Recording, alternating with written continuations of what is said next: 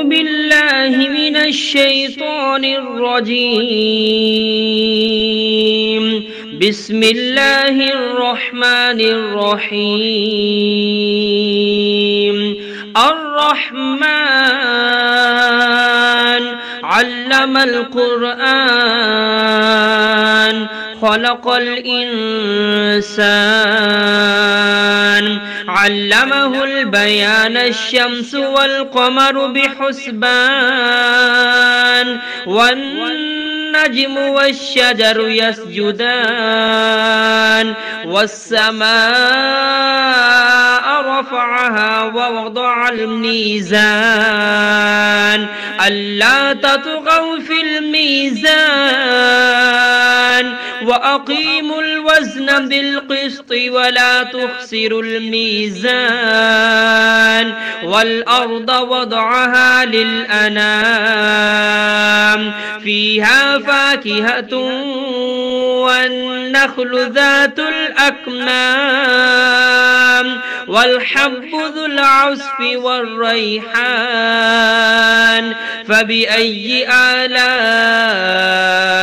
ربكما تكذبان خلق الإنسان من صلصال كالفخار وخلق الجان من مارج من نار فبأي آلاء ربكما تكذبان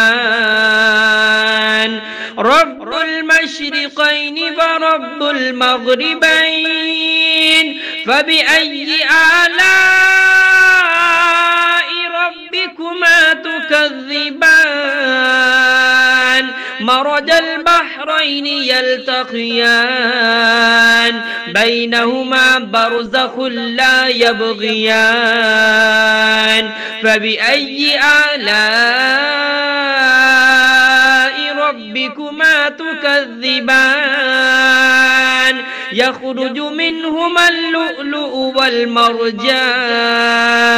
فبأي آلاء ربكما تكذبان وله الجوار المنشآت في البحر كالأعلام فبأي آلاء ربكما تكذبان كل من عليها فان ويبقى وجه ربك ذو الجلال والإكرام فبأي آلاء ربكما تكذبان يسأله من في السماوات والأرض كل يوم هو في شأن فبأي آلاء ربكما تكذبان سنفرغ لكم أيها الثقلان فبأي آلاء ربكما تكذبان يا معشر الجن والإنس إن استطعتم أن تنفذوا من أقطار السماوات والأرض فانفذوا لا تنفذون إلا بسلطان فبأي آلاء ربكما تكذبان يرسل عليكما شواظ من نار ونحاس فلا تنتصران فبأي آلاء ربكما تكذبان فإذا انشقت السماء فكانت وردة كالدهان فبأي آلاء ربكما تكذبان فيومئذ لا يسأل عن ذنبه إنس ولا جان فبأي آلاء ربكما تكذبان يعرف المجرمون بسيماهم فيؤخذ بالنواسي والأقدام